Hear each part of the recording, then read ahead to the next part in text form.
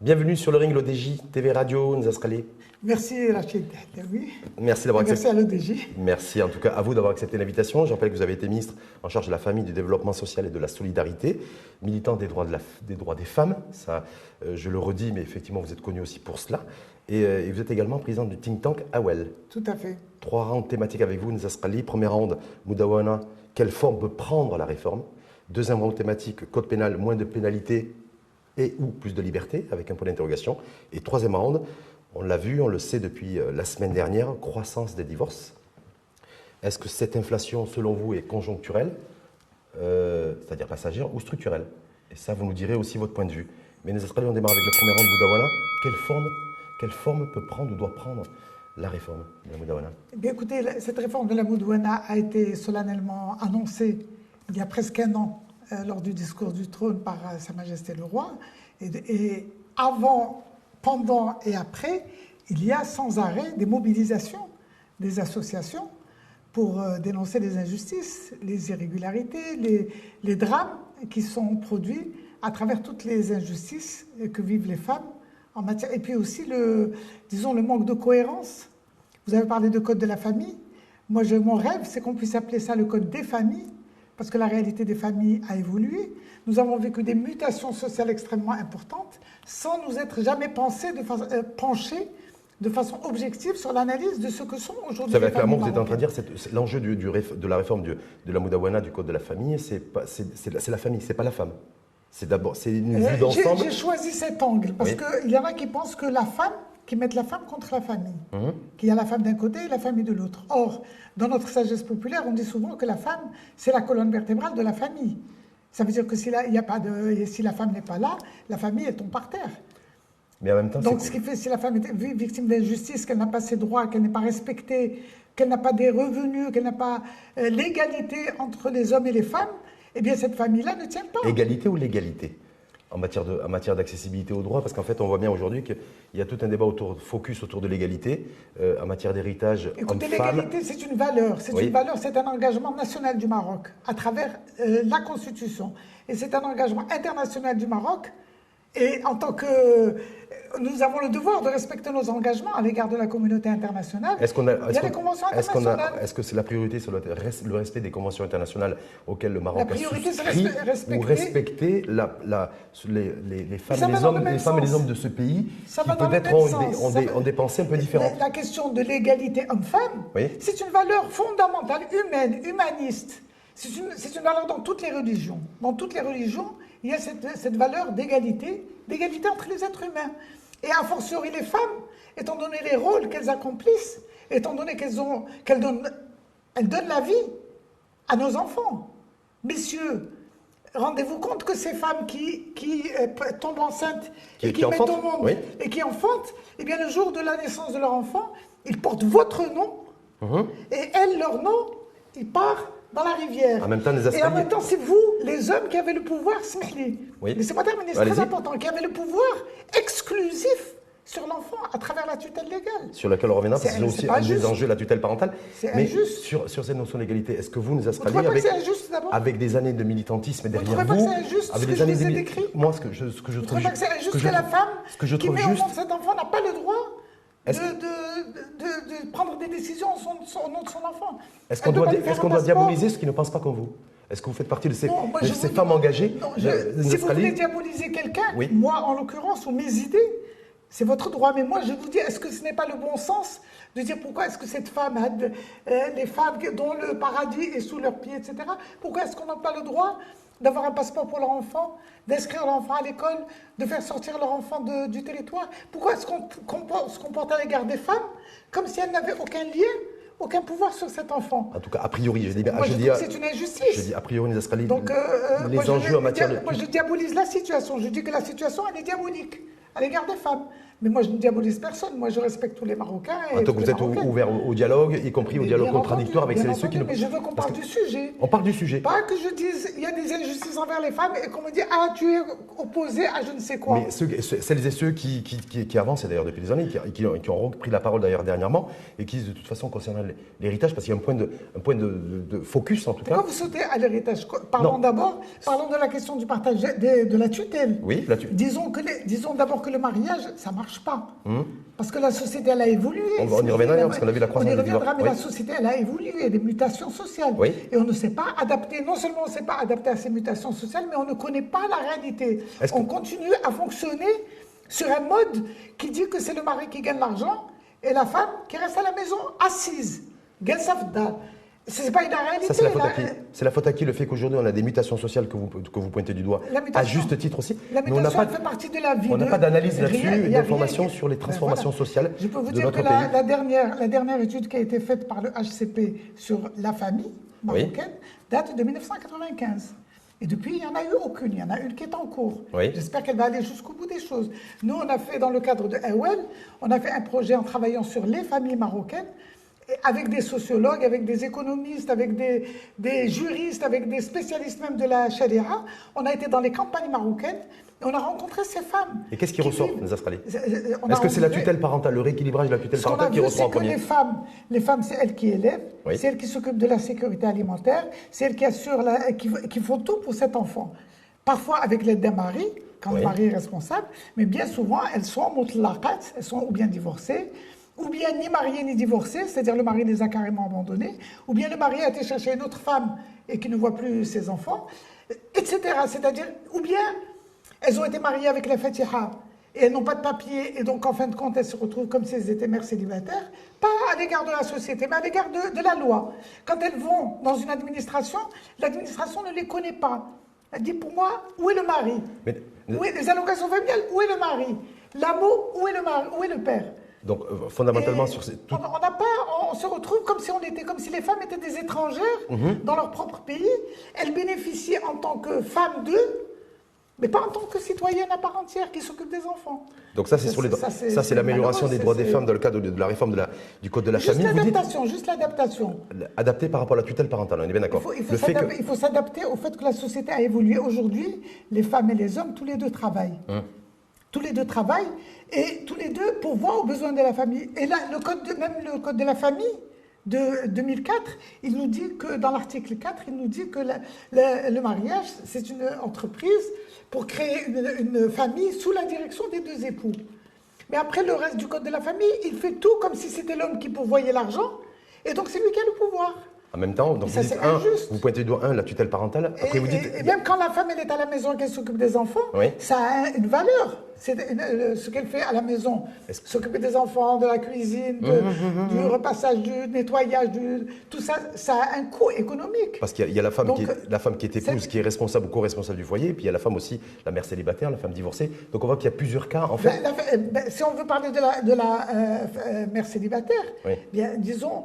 c'est pour ça que c'est très important de parler du code de la famille et du code pénal. On y parlera quand on sera au code pénal. Mais à l'égard du code pénal, les femmes sont victimes d'abus, je dirais d'abus multiples, ça veut dire ou bien c'est le viol, ou bien on leur promet le mariage. Vous savez que 86% des mères célibataires, on leur a promis le mariage. 88%. 86. C'est une étude, très peu d'études. Mais je vais vous prendre un autre chiffre, moi, sur un sondage qui est paru, je crois, en septembre 2022. Moi, je ne crois pas dans les sondages, Omar. Vous ne croyez pas dans les sondages? Je ne crois pas parce que la façon dont ils sont posés, elles peuvent vous donner ce que vous voulez. C'est un réseau panafricain, d'ailleurs, Afrobaromètre, c'était en septembre 2022, un échantillonnage de 1200 personnes sondées, des Marocaines et des Marocains, sur la réforme du code de la Moudawana. 78% des sondés, 78% des sondés considèrent que si la réforme de la Moudawana, elle doit se faire, elle doit être basée sur la charia. Moi, 78%. Je ne crois pas dans je crois pas, parce que la réalité, elle est plus forte que les idées qu'on peut récolter à l'égard des gens quand on leur pose la question d'une certaine façon. Si vous dites aux gens, vous êtes pour Sharia ou contre Sharia, ils vont vous dire, bien sûr, je suis pour Sharia. Non, vous êtes pour ou contre la réforme de la Moudawana? Alors attends, s'il vous plaît, je vais vous dire une chose très très importante. Qu'est-ce que ça veut dire la Sharia?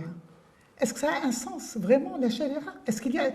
Il n'y a pas la Sharia. La Sharia, il y a le Coran. Et il y a le fiqh, le ijtihad fiqhi. Le ijtihad fiqhi, c'est-à-dire l'effort d'interprétation des fuqaha, qui revient au siècle passé. Donc, à partir de là, on va construire une sharia. C'est pas ça. C'est-à-dire que la charia, vous dites aujourd'hui, elle n'a aucun sens dans l'époque dans laquelle on vit. Je dis par la voix de gens qui sont des spécialistes du domaine.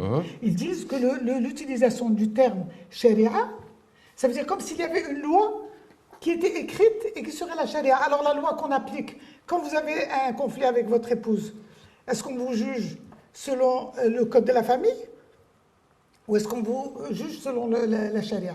On vous juge selon le code de la famille. Le code de la famille, il dit ça. Il dit ça, il dit... Donc un code civil et pas un code religieux, c'est ça que vous êtes en train de dire? C'est un code qui, on dit qu'il est inspiré. Et il y a beaucoup de façons d'interagir à travers parce qu'on a justement un article 400 du Code de la famille qui vraiment est comme on nous a dit, une porte ouverte sur l'enfer.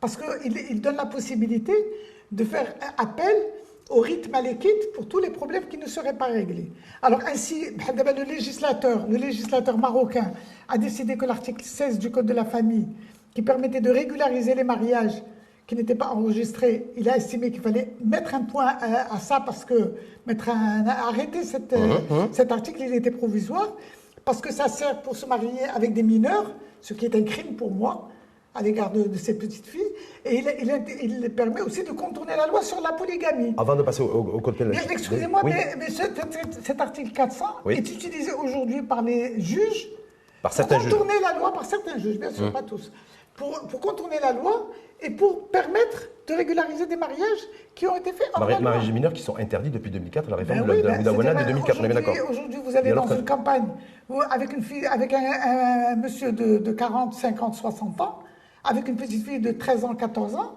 ils peuvent se marier. En tout cas, concernant avec la Fatiha. Concernant le sondage auquel j'ai fait référence, où 78% des sondés... Ne sentez pas des sondages comme ça qui donnent une fausse idée de réseau panafricain, afro-baromètre... Afro, tout ce qu'ils veulent. L'aphrodisiaque, c'est baromètre, ce sondage, je ne sais pas. Il va parler. Non, mais je dis, les sondages, on peut leur faire dire ce qu'on veut. D'accord. Pourquoi est-ce qu'au lieu de se baser sur la réalité vécue des gens, pourquoi est-ce qu'on va aller chercher des sondages qui sont faits sur 1200 personnes? Est-ce que vous pensez, Nizas Khalli, que... Moi, je vais faire 1200 personnes, je vais leur poser la question de telle sorte, est-ce qu'ils vont tous répondre oui ou non? Pour ou contre l'égalité en matière d'héritage homme-femme, si la question était posée dans notre société, pour ou contre l'égalité en matière d'héritage homme-femme, est-ce que selon vous, pour moi, le pour l'emporterait? Pour moi, l'objectif que nous avons, c'est d'avoir une société qui fonctionne correctement, qui fonctionne sur la base de la justice sociale, qui fonctionne sur la base de l'égalité, qui est une valeur qui permet la stabilité, qui permet l'amour, qui permet le développement, qui permet que les enfants grandissent dans des milieux sains, en ayant tous leurs efforts consacrés au développement personnel et au développement du pays. C'est ça pour moi l'objectif. Alors aujourd'hui, Sa Majesté le Roi a annoncé... dans son discours, il a annoncé la nécessité de réformer le Code de la famille. Alors vous allez me le dire, je sais ce que vous allez me dire, dites-le. Non, je ne sais pas, j'allais rien vous dire, je vous écoute attentivement. Vous allez me dire que le roi, il a dit, je ne rendrai pas licite ce qui est licite et je ne rendrai pas licite ce qui... Mais ça, c'est le début de la phrase. Et à la fin de la phrase, il dit particulièrement pour ce qui est des questions qui sont encadrées par un texte coranique clair.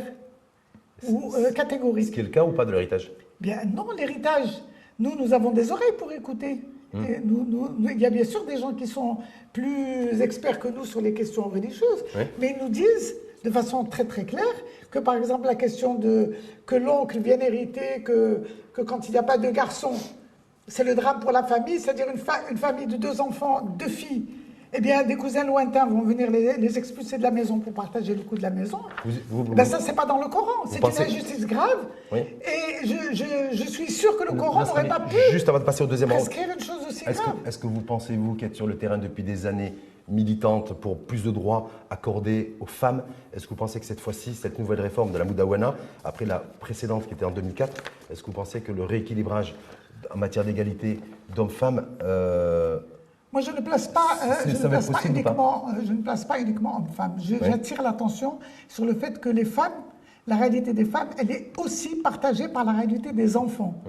Et que les femmes et les enfants, ensemble, constituent les 2 tiers de la société. Alors, je vais dire, moi, l'homme... Donc, vous faites confiance à la loi du nombre? Je dis l'homme, non. Parce que quand on veut, soi-disant, dire la démocratie, quand ça nous arrange, on dit « Ah, faisons un plébiscite pour voir s'ils sont contre ou pour, ah, faisons... » Ou bien l'homme et la femme. Eh bien non, il y a la femme et les enfants d'un côté, et il y a l'homme de l'autre. En tout cas, Moi, j'aurais aimé qu'il y ait l'homme, la femme et les enfants tous ensemble, sur la base de l'amour, de la compréhension, de l'égalité, et que En tout cas, vous y croyez, vous y croyez. Mais maintenant, ça ne marche pas bien. Est-ce que vous y croyez? Bien sûr que j'y crois. Vous y croyez? Non, vous y croyez ou si pas? je n'y croyais pas, Oui. je resterai chez moi, je me reposerai. En tout cas, merci J'y d'avoir fait. crois, c'est pour ça que je bataille, parce que je pense que c'est l'intérêt des hommes aussi. C'est l'intérêt des hommes, parce que le patriarcat, il porte du tort aux femmes, c'est sûr, mais il porte du tort aux hommes aussi. Deuxième round, nous allons parler le code pénal, parce qu'on nous annonce aussi une réforme, et en tout cas une annonce imminente d'une réforme globale ou pas, en tout cas ou partielle du code pénal. Moins de pénalités ou plus de liberté? Écoutez, le code pénal, oui. C'est un code qui est périmé d'abord, il faut le dire. Il date de 1962, ça veut dire qu'il a plus de 60 ans. On n'a pas que le code pénal qui est périmé en même temps. D'accord, mais regardez combien la société a évolué. En 1962, les filles se mariaient à 16 ans. À 15 ans, à 16 ans. Les garçons se mariaient à 22 ans, 23 ans. Aujourd'hui, les hommes se marient à 32 ans. Et les femmes à 29 ans pas 29 ans, 28, 26 ans. Ça avait augmenté à 27, 27 et demi, puis ça a un peu reculé vers 26. C'est une moyenne. Donc, ce qui fait donc ce code pénal, la réforme du code pénal. Ce code pénal, il n'est pas adapté à la réalité actuelle. C'est un code pénal hypocrite. C'est un code pénal qui interdit des choses, qui confond la morale avec la loi. C'est-à-dire, un code pénal, c'est fait pour protéger la société contre les comportements individuels. Mais c'est quoi? Un code pénal n'est pas fait pour protéger la religion. En tout cas, Parce que la religion, il y a des sanctions qui sont prévues au plan religieux et qu'il appartient à chacun d'estimer à travers les valeurs qu'il a reçues. Et nous avons tous reçu des valeurs qui sont religieuses. Par rapport à la réforme d'Al-Moudawana, certains considèrent que le rééquilibrage de l'égalité en matière d'héritage homme-femme est le point focus de la réforme de l'Al-Moudawana. Parce que sans ça, elle serait inachevée. Mais sur le code pénal. L'égalité. Sur le code pénal, certains considèrent que cet article 490 qui criminalise et pénalise les relations sexuelles hors mariage entre adultes consentants, on irait, selon les différentes sorties de la PIF Ouabi, ministre en charge de la justice, en disant qu'a priori, on irait vers un retrait des peines d'emprisonnement. Par contre, ce qui serait peut-être maintenu, c'est des sanctions financières. Pénalités financières. Écoutez, l'article 490, c'est l'article qui illustre le plus l'hypocrisie sociale.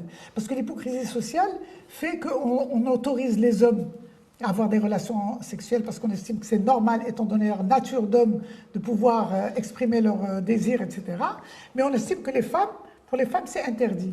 Alors on se retrouve devant la violence, il faut parler de la violence à l'égard des femmes. La violence à l'égard des femmes fait que, parce que les hommes sont à la chasse en quelque sorte pour trouver des filles, pour satisfaire leur... autrement, on a beaucoup de frustration sexuelle chez les jeunes, ça ils le disent eux-mêmes, ils n'osent pas trop le dire parce que c'est pas tellement socialement accepté. Eh bien les hommes, ils ont toutes les issues pour pouvoir échapper à la sanction en cas de relation sexuelle, et même en cas de viol, alors que les femmes, c'est elles qui se retrouvent prises dans les sanctions. Et je voudrais te donner un chiffre, s'il vous plaît, c'est très important. C'est dans les politiques pénales. Le Maroc a fait en 2020 un rapport de la présidence du ministère public sur les sanctions pénales dans le domaine. Alors on trouve que, par exemple, les violences faites aux femmes ayant conduit à l'incapacité supérieure à 20 jours, on trouve 2000 cas. Alors que, pour ce qui est du fait 7, c'est-à-dire l'article 490, on trouve 13 018 cas. Qu'est-ce que je veux dire 5 fois, 6 fois plus. 6 fois plus, 6 fois plus. Alors, est-ce que notre priorité, c'est de lutter contre les violences à l'égard des femmes, qui sont haram? Est-ce que la violence à l'égard des femmes n'est pas haram? Elle ne détruit pas des vies. Elle est aussi haram que la violence elle ne produit pas des grossesses non désirées. Elle ne produit pas des enfants nés hors mariage. Alors qu'on va donner 7 fois plus la priorité. Est-ce qu'en disant ça, vous êtes favorable, vous, Nizasqali, dans une réforme du code pénal qui devrait être annoncée ou dévoilée, en tout cas, à l'égard des violences faites à l'égard des femmes? Est-ce que c'est ça votre position? Non, ce n'est pas question de durcir les peines, c'est une question d'arrêter, d'assurer l'impunité pour les hommes en cas de violence. Je vais vous dire. Qu'échappe aux sanctions. Est-ce que vous savez quel est le pourcentage de femmes qui portent plainte en cas de viol? Non, j'ai pas le 3%, chiffre officiel. 3%, c'est des chiffres officiels Ouais. à 100%. Donc, il n'y a que 3% des femmes victimes de viol qui portent plainte. Pourquoi? Parce que quand elles vont au commissariat pour porter plainte, on va dire, ah, tu as la preuve comme quoi c'est un viol? Non, tu n'as pas la preuve. Alors voilà, on va t'accuser avec l'article qu'on retrouve ici, 490. C'est comme ça qu'on retrouve les 13 000. Je serais curieuse de savoir, j'aimerais bien que vous essayiez d'obtenir quel est le pourcentage de femmes. Je suis sûr que 80% de ces personnes condamnées avec l'article 490 sont des femmes. C'est majoritairement des femmes, a priori. L'article 490 ne permet pas aux femmes de porter plainte en cas de viol. Elle ne permet pas de porter une attention aux femmes mères célibataires, qui sont bien souvent des victimes de la société, plus que des femmes qui ont décidé Si demain il y a un retrait des peines d'emprisonnement qui sont déjà prévues. Il ne peut pas y avoir plus que ce qu'il y a maintenant comme relation sexuelle. Et qu'il n'y ait que des pénalités financières et des amendes. Pourquoi des pénalités financières? Alors les riches, ils vont commencer à payer, et les pauvres, ils vont rentrer en prison. Moi, c'est la question que je me pose, parce que, a priori, c'est ce qui filtre dans les propos de... On ne dit pas encourager les relations sexuelles hors mariage. On dit dépénaliser les relations sexuelles. Parce que la relation sexuelle hors mariage, elle est condamnée par la morale, parce que nous sommes un pays musulman. Mais est-ce que si on ne fait pas sa prière, est-ce qu'on va en prison? C'est une obligation de faire la prière. Est-ce qu'on va en prison? La question est posée? Non, je dis... Non, je vois très bien ce que vous dites. Non, je veux dire, quel est l'objectif? Il faut réfléchir à qui est puni par l'article 490? Les femmes. Qui les empêche de bénéficier de l'information en santé reproductive? C'est les femmes qui sont victimes. Qui tombent enceintes en dehors du mariage? C'est les femmes. C'est elles qui sont punies, c'est elles qui subissent. Alors ça suffit. L'article 490 n'est pas d'inspiration religieuse, il est d'inspiration napoléonienne. Et en tout cas, il rentre dans le cadre du trouble à l'ordre public, voire de... Et c'est un code pénal périmé qui ne correspond ni aux mutations de la société, ni aux engagements de la Constitution marocaine. Encore moins aux engagements... En tout cas, vous attendez à ce que, des conventions internationales. l'article 490 décriminalise les relations sexuelles hors mariage entre adultes consentants. Tout à fait. Et qu'il n'y ait même pas pas de peine... Qu'il n'y ait pas de sanctions, mais parce que... Et de sanctions financières. Déjà, vous croyez que c'est de gaieté de cœur que les personnes sont religieuses? Elles aiment bien respecter la morale religieuse. Mais il y a des circonstances dans lesquelles... par exemple, vous savez que nous avons 10% des hommes et 10% des femmes qui ne sont pas mariés à 50 ans. Alors, est-ce que vous pensez que vraiment ils vont rester en dehors de toute relation sexuelle? Ils ne le feront pas. 10% d'hommes et 10% de femmes. 9%, sur le mariage des mineurs. Sur le mariage des mineurs, ça par contre c'est un crime qui n'est pas puni. Qui n'est pas puni. Il n'est pas puni parce que c'est des autorisations qui sont données et délivrées par dérogation par des juges. Donc il n'y a pas il y a l'autorisation qui est donnée. Ils enfreignent pas la loi, mais c'est un crime à l'égard de ces petites filles. Et il y a aussi en dehors des chiffres qui nous sont donnés, il y a des chiffres de la réalité qui passent par la Fatiha et dans lesquels il n'y a aucune sanction. Quand il y a un homme qui se présente pour demander une fille en mariage qui est mineure, eh bien, même s'il a 20 ans d'âge de plus qu'elle, ce qui est le plus souvent malheureusement, eh bien, personne n'intervient, personne ne traite cet homme comme étant un pédophile, alors qu'il l'est. Pour le mariage mineur, il y a aussi la polygamie. Il y a les derniers chiffres qui viennent de tomber. La polygamie aussi. On a plus de mariages polygames au Maroc que de mariages des mineurs. On a plus de mariages polygames au Maroc, c'est 20 000 sur le chiffre officiel, que de mariages des mineurs, autour de 13 14 000 par an. Pourquoi est-ce qu'on ne traite pas l'homme qui va demander la polygamie? Pourquoi on ne le traite pas en disant « Ah ouais, elle est tombée enceinte » Pourquoi on ne parle pas de trahison conjugale? Pour vous, la polygamie, c'est un crime? Oui, la polygamie est un crime contre la famille. La famille contre la femme et les enfants. Parce que c'est un choc. Il y a des cas où la femme est consentante, elle accepte d'ailleurs... Elle est consentante quand elle n'a pas le choix. Quand elle n'a pas le choix, quand elle n'a pas le moyen de vivre. Et c'est pour ça que le mariage des mineurs, c'est un crime, parce que ça ne donne pas l'autonomie à la femme de pouvoir assumer sa vie. Elle reste toute sa vie dépendante de ce monsieur, de son bon vouloir. Et j'ai attiré l'attention du HCP que j'ai rencontré récemment, en leur disant, quand vous dites des familles riches et des familles pauvres, sachez qu'il y a des familles dans lesquelles l'homme est milliardaire et que la femme est ultra pauvre. Ça veut dire qu'il a épousé sa bonne ou qu'il a épousé une femme parce qu'elle est du monde rural et qu'elle a... Vous dites quoi? Il y a un abus de position sociale? Non, je dis qu'en parlant de la famille, sans distinguer, sans tenir compte de ces discriminations à l'égard des femmes, on donne de fausses informations. Est-ce que vous êtes la femme pauvre qui est mariée avec un riche, lui, il peut se remarier une deuxième fois, mais elle n'a pas le choix. Est-ce que vous êtes choqué si un homme se marie avec une deuxième femme et qu'il arrive à justifier les ressources financières pour le faire? Pour moi, c'est l'exigence aujourd'hui de l'État et des... Oui. Pour moi, la polygamie aujourd'hui doit être interdite parce qu'elle est interdite dans le Coran. Au nom de... Elle est interdite dans le Coran, au nom de la justice et de l'égalité et des engagements internationaux. Même si c'est la volonté de l'homme ou de la femme. Au nom de l'égalité homme-femme et au nom de la morale tout simplement, et même au nom de la religion, la polygamie est interdite. Avant de passer au troisième round, est-ce que vous êtes choqué? Est-ce que ça vous a interpellé le fait d'apprendre que parce qu'on dit il y a plus de mariages polygames que de mariages de mineurs chez nous? Bien, écoutez, les mariages, je condamne aussi bien les mariages des mineurs que les mariages polygames, et ça m'est complètement égal de savoir qu'il y en ait plus là ou là, mais pour moi la polygamie c'est quelque chose qui est amené à disparaître. En tout cas, on est égaux homme-femme et on ne doit pas autoriser un homme à aller prendre une deuxième femme, ça n'a aucun sens. Même si alors autrement, il ne faut pas s'étonner si aussi la femme elle va changer un autre homme. Ah, là, l'adultère, c'est l'article 492, et là il y a les peines d'emprisonnement, et voilà. C'est criminel. Donc moi je dis, au nom de l'égalité homme-femme, on doit interdire la polygamie pour que si on veut que le mariage marche, il faut le baser sur des valeurs partagées d'égalité, parce que l'égalité, ça permet d'être tranquille. Tes droits sont protégés, les miens sont protégés, la loi nous défend tous les deux, on est tranquille, on s'aime, on est ensemble parce qu'on s'aime, et on se respecte, etc. Mais si on passe dans le rapport de force de chacun qui va, disons, esquinter l'autre, eh bien, ça donne des conflits, ça donne des familles qui explosent. Troisième round, Zastrali, croissance des divorces, on le sait depuis aussi la semaine dernière. Il y a une flopée d'ailleurs bizarrement de chiffres et d'indicateurs sociétaux. On apprend en fait qu'on a aujourd'hui plus d'un mariage sur 3 qui se solde par un divorce. Croissance des divorces, on est sur des trains de 130, 140 000, 150 000 divorces par an. Parce que le mariage ne marche plus. Est-ce que est-ce que c'est une inflation des divorces selon vous qui est conjoncturelle ou structurelle? C'est passager ou ça va durer? C'est pas passagère, c'est pas passager pour moi, c'est quelque chose qui va durer.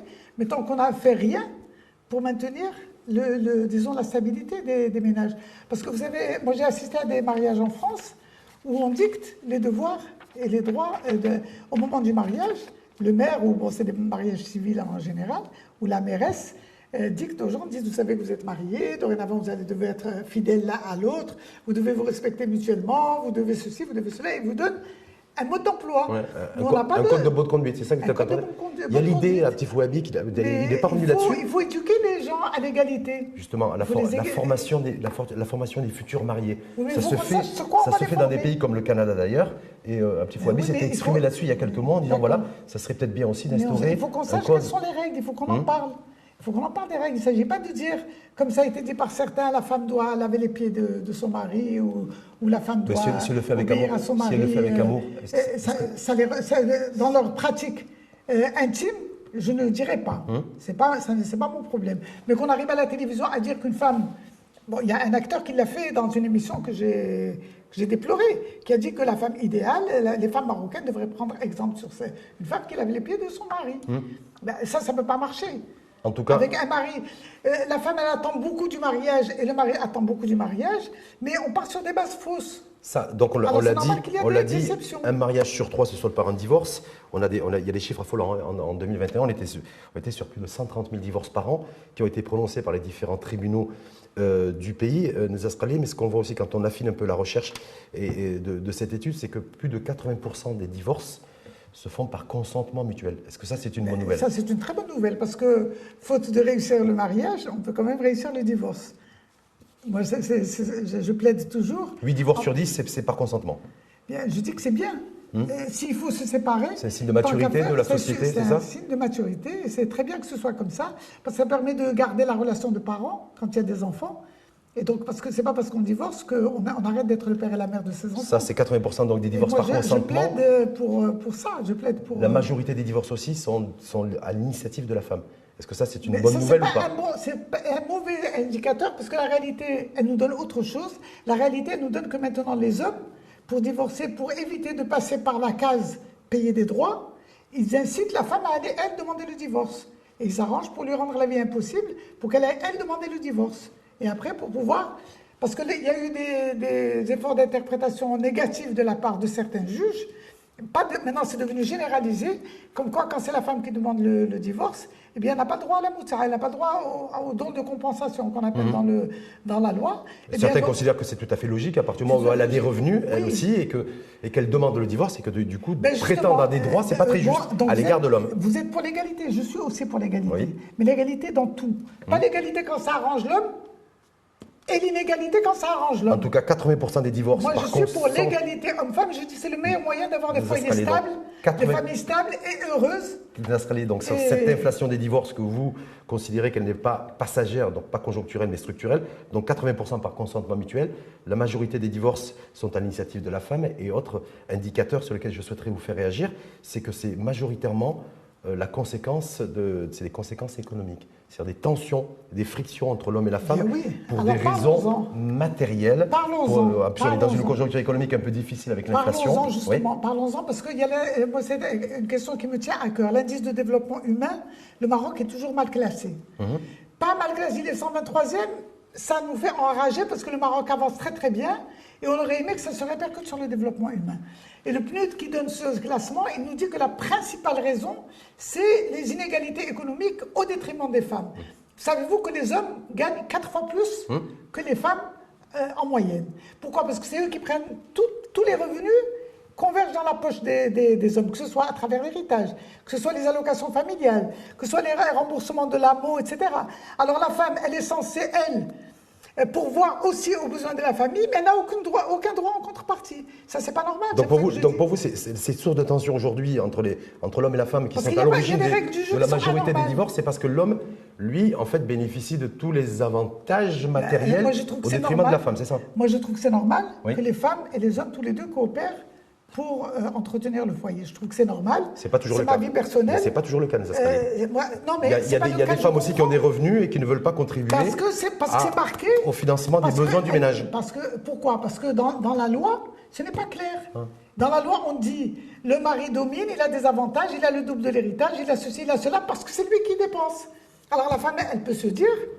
je me marie avec lui, mais moi je ne suis pas dans l'obligation de cotiser et aussi d'apporter ma quote-part, donc je ne le fais pas. Pourquoi ne fait pas autre chose?